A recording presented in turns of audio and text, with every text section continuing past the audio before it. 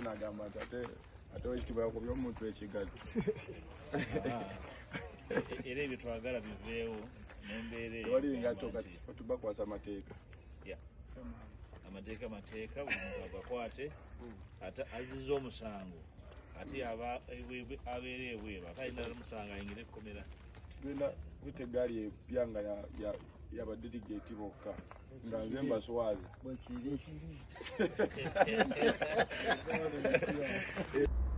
Abasajja bano aba NRM betwagala okujja mu buyinza bakimanya nti buli muntu abaako kyakoze ne tumuwagira bw'aba atuvaako alina abantu bagenda nabo ate bagenda nabo tabatwala mu NRM. Mujjukira Eddie Kenzo we yabeerera ttiimu ng'ali omu ku abo abali mu struggle we yakubira ennyimba ezo biwoobe n'endala nga bwe muzimanyi.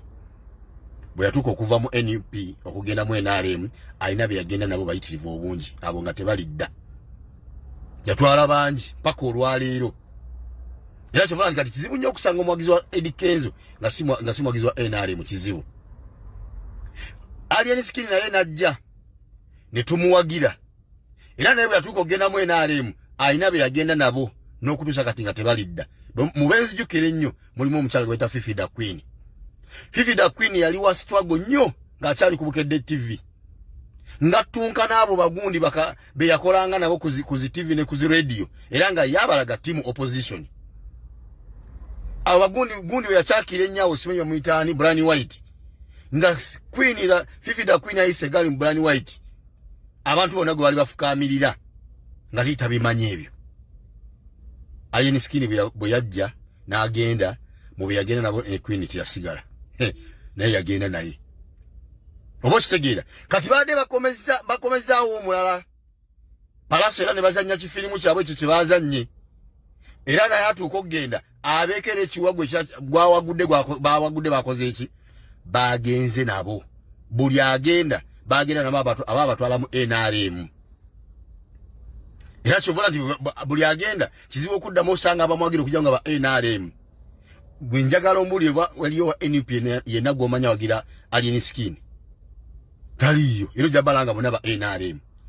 Kati yafuuka tiimu emu Fangoni Simanyi Island simanyi eno ya bebekulu yani agita batya ekya bebekulu yani simanyi Gagamero bonna kati yafuuka tiimu eji emu bonna bayimbi ba NRM n'abawagizi ba NRM.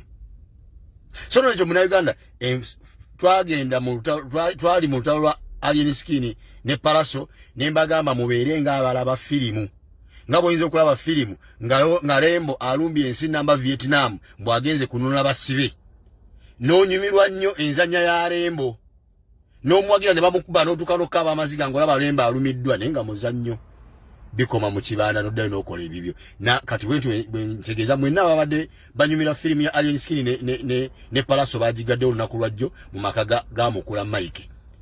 Temulemera mu bibanda muddeeka mubeeko ebyokukola. Temulemera yabagenda okunyumira firimu.